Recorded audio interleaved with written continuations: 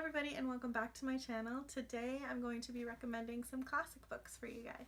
Like most people, I was introduced to classics while I was in high school and I really did not like them. It wasn't until I got to university that I really started to appreciate classic novels and I started to be able to even understand the writing better.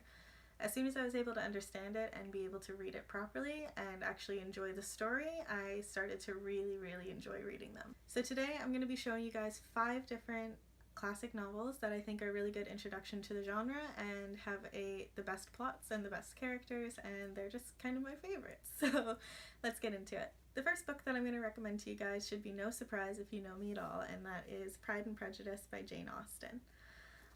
Pride and Prejudice is my favorite standalone book of all time. I absolutely love it. I've read it so many times. I actually own I think 4 or 5 copies of it. Pride and Prejudice tells the story of Elizabeth Bennet, one of 5 daughters in 18th century England. Pride and Prejudice tells the story of the romance between Elizabeth Bennet and Mr. Darcy, one of the most popular romances and most well-known romances of all time. The story follows Elizabeth and mainly her older sister Jane as they try and navigate the world of proposals and love and nobility in 18th century England.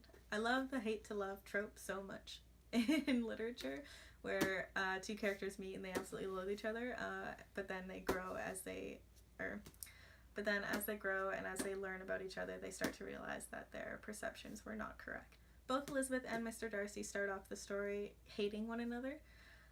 They both make snap judgments and they both have their own prejudices.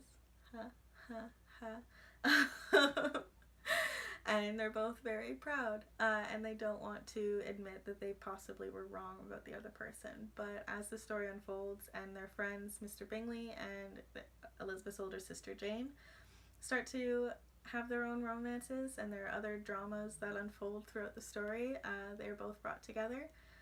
And it's one of my favorite stories I've ever read, so if you really want to give it a go, I'd highly recommend it. If you're looking for a shorter introduction to the classics, I would recommend another Jane Austen novel, and that is Northanger Abbey. Northanger Abbey tells the story of Catherine Morland as she is sent to Bath for the summer, for the season, and she ends up meeting an eligible bachelor named Henry Tilney and his sister. And she's invited to actually end up staying at their Abbey, Northanger Abbey, during one of the summers, and it has a very creepy quality to it. The story is considered to be a Gothic style story, so it's got very creepy and kind of spooky elements to it. It's very much kind of like a haunted house situation, and there's a lot of mystery and intrigue involving this house that Catherine is determined to find out the truth of, in and amongst the typical romance of the 18th century England. And if you're interested in that kind of creepier type of story, I'd highly recommend it. The next story I'm going to recommend to you is another one of the great British classics, and that is Jane Eyre by Charlotte Bronte. Jane Eyre is the story of the governess Jane Eyre, who is spirited, she's lively, she perseveres even when she's brought down, and she won't take no for an answer. She's a smart girl, she's got great integrity, and she ends up bringing herself up to the same equal standing as her employer, Mr. Rochester, who is also the other half of this love story. Jane Eyre I read for the first time for one of my very first English classes that I took in my undergrad, but it turned into one of my favorites. When it comes to Jane Eyre, I really enjoyed the fact that you got to see her through her entire life. It has her backstory and how she became a governess and how she became employed by Mr. Rochester and living in his home, and how she became part of his household. And I thought it gave a different type of twist to one of the classic novels. Unlike Pride and Prejudice and Northanger Abbey, you actually get to really delve into the character of Jane Eyre, and it's not just a story that starts when she meets her love interest. It actually starts off right at the beginning, and you get to see her as a very full-fledged character that is much more than just boy crazy or slightly dull like most female characters tend to be in this era of writing, unfortunately. But it's a very great read if you're really interested. It's a bit longer, but I think it's worth it. If you want to give it a go, I'd highly recommend it as well. The next classic that I want to recommend is one that you've probably all heard of, and it's actually a children's novel. It is Alice's Adventures in Wonderland and Through the Looking Glass by Lewis Carroll. Now, Alice in Wonderland is a story that most people have at least a small recognition of, whether it be from the Disney movie or from the new Tim Burton movies, but the original story is a lot different. It is a children's book. It's very small. It was only about 80 pages long, but the illustrations that come with it are just absolutely gorgeous, if you can see. The story of Alice in Wonderland follows the young girl Alice as she falls down a rabbit hole and ends up falling into a whole nother world called Wonderland with all sorts of different creatures and a crazy queen and all the other twists and turns that come along with it.